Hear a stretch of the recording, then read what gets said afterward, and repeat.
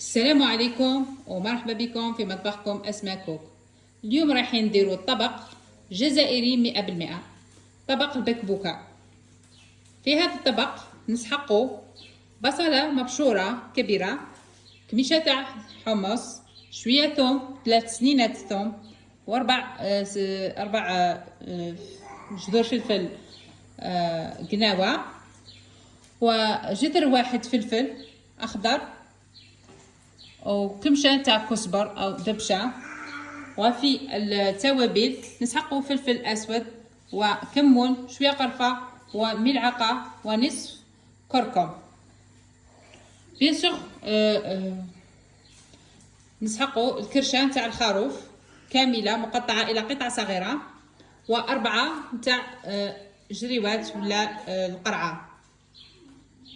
مباشرة نمر مع الوصفة. نأتي بقدر نضع فيه شوية زيت المائدة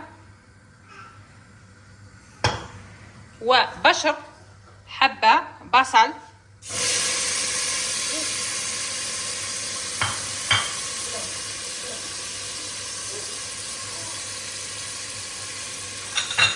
ونحط كذلك الثوم مع الفلفل القناوة.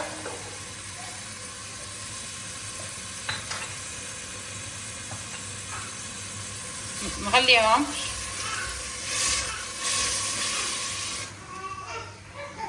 نديرو شويه تاع التوابل اللي قلناهم، نعاودو كمون، فلفل اكحل، قرفه، شويه زعفران او الكركم. الكركم يكون اكثر من الاخرين لخاطر نسحقو مرقه شويه صفرة، الكلور تاعها تعود هاك مليح. بكبوكه ما تجيش صوص غوج، تجي صوص هاك صفراء. كاين اللي يخلوها مرقه بيضاء. نزيدو هنايا لي بواشيش، الحمص مطبوخ من قبل،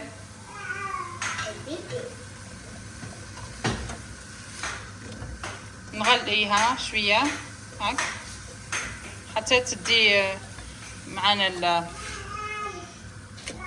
المارينات هذه.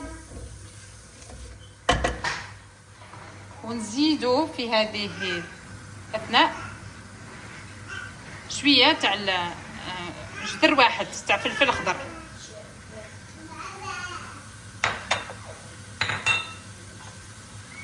هذا نمرق شويه ماء ساخن، مرق شويه ماء سخون.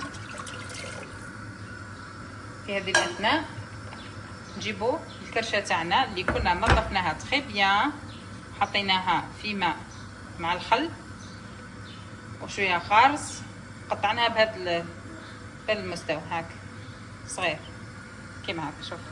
شوف فيها قطع صغير، نرميها دوكا كلها هاك.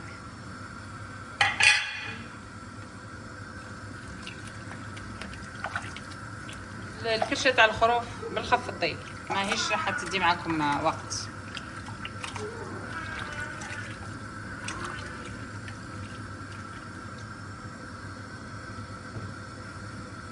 نغلق عليها ومن بعد نرجع لكم.